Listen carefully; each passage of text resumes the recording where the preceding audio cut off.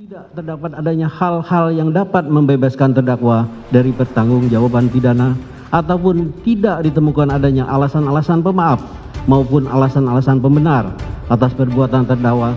Oleh sebab itu, terhadap perbuatan terdakwa tersebut, maka terdakwa wajib mempertanggungjawabkan.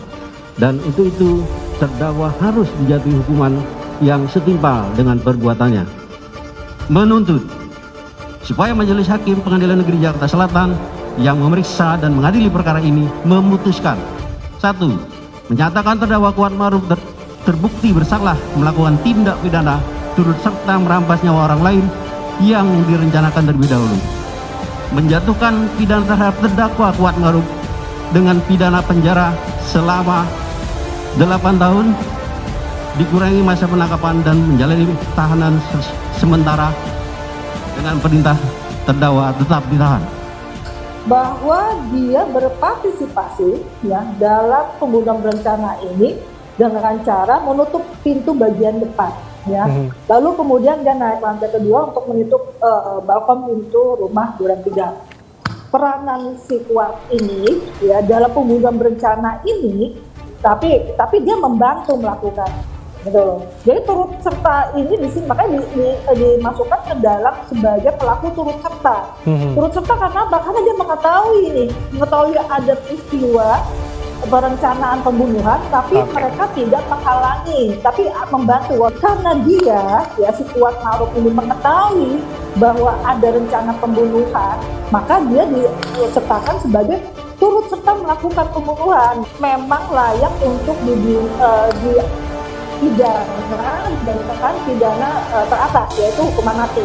Lalu sampai dia juga membantu untuk menyembunyikan senjata. Lalu dia juga dianggap sebagai orang yang dalam TKP tadi mempersiapkan dengan menutup tirai pada hari masih siang. Ferdy Sambo lah yang menjadi directing mind-nya, ya, artinya orang yang memiliki kehendak untuk melakukan tujuannya itu melakukan pembunuhan. Dan dia orang yang dekat dengan keluarga ini yang dijadikan ikut membantu mereka melakukan perbuatan itu. Berdasarkan fakta yang diterima oleh JPU dan diyakini, lah inilah yang bisa membuktikan dia turut serta. Artinya dia sudah mengetahui dari awal sudah ada rencana pembunuhan, dan dia juga sudah tahu ada rencana pembunuhan sehingga pembunuhan itu terlaksana gitu dengan dia membantu. Ya, bisa jadi di atas 10 tahun kan, karena dia mempunyai kedudukan yang lebih tinggi ya. Si Kuat Ma'ruf ini sangat dominan di perkara ini. Yang ketiganya itu kan dia mengetahui pembunuhan itu di duren 3. Dalam hal ini memang dia sudah terkait di dalam pembunuhan berencana.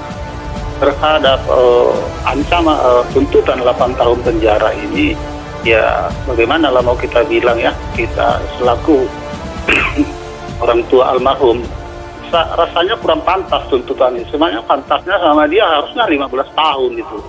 Sumber malapetaka itu kan dari dia, mulai dari Magelang itu. Tapi dia mengetahui segala hal mulai dari Magelang sampai ke duren 3. Dalam hal inilah kesalahan dia, keturutsertaan dia. Kenapa dia tidak melapor polisi? Padahal di rumah duren 3 itu dia sudah mengetahui ada pembunuhan. Mari kita berdoa agar Pak Hakim nanti memberikan keputusan yang setimpal dan kami mendapatkan keadilan yang seadil-adilnya.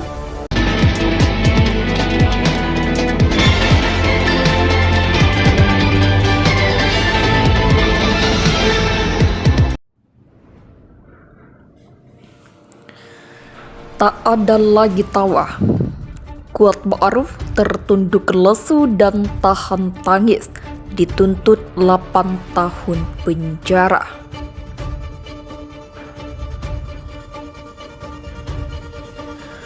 Kuat Ma'ruf tertunduk lesu selama duduk di kursi terdakwa sidang kasus dugaan pembunuhan berencana Nofriansah Yosua Huta Barat atau Brigadir J di Pengadilan Negeri Jakarta Selatan.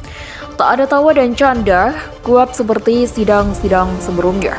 Air muka asisten rumah tangga atau ART Ferdy Sambo itu murung mendengar jaksa penuntut umum atau JPU membacakan dokumen tuntutan hukumannya.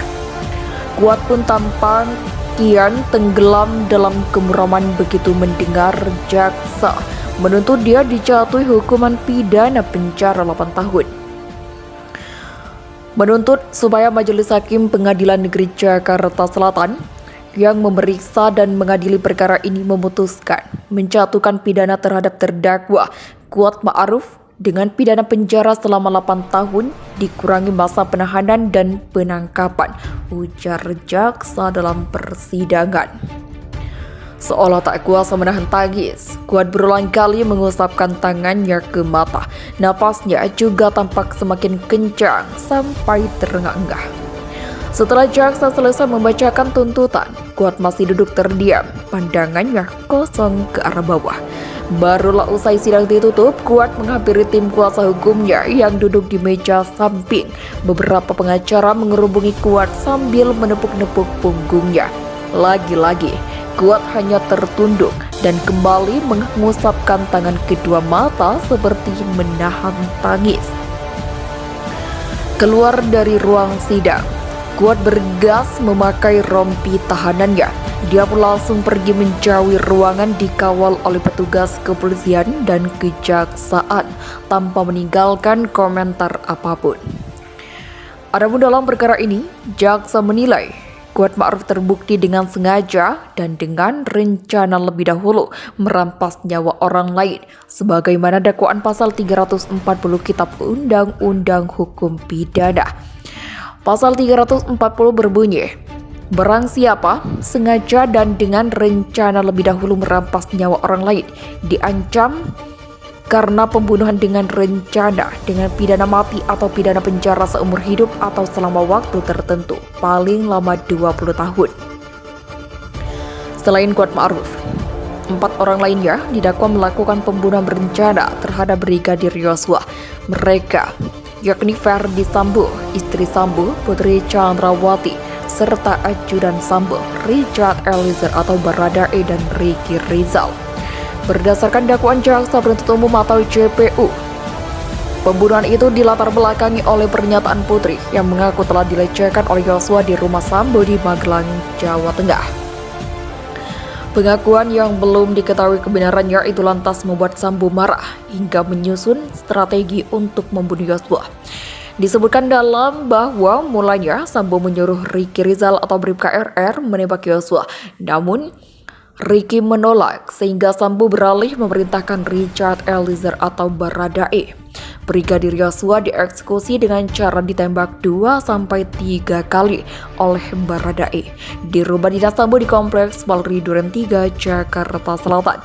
Setelahnya, Sambo menembak kepala belakang Yosua hingga korban tewas.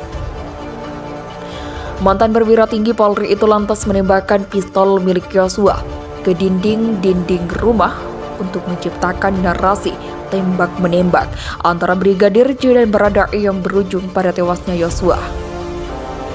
Jaksa tegaskan Kuat Ma'ruf terlibat perencanaan pembunuhan Yosua. Jaksa penuntut umum atau JPU membacakan tuntutan terhadap sopir, keluarga mantan Kadif Propam Polri Ferdi Sambo, Kuat Ma'ruf dalam kasus pembunuhan berencana terhadap Brigadir Yosua Huta Barat. Jaksa menegaskan Kuat Ma'ruf terlibat dalam pembunuhan Yosua. Hal tersebut disampaikan jaksa saat membacakan analisa dalam berkas tuntutan Kuat di Pengadilan Negeri Jakarta Selatan pada Senin. Jaksa awalnya menanggapi keterangan Kuat sebagai terdakwa yang menyatakan dirinya tidak ikut merencanakan pembunuhan Yosua pada tanggal 8 Juli.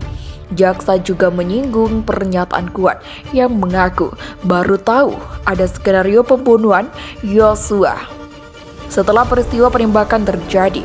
Jaksa membantah keterangan Kuat tersebut.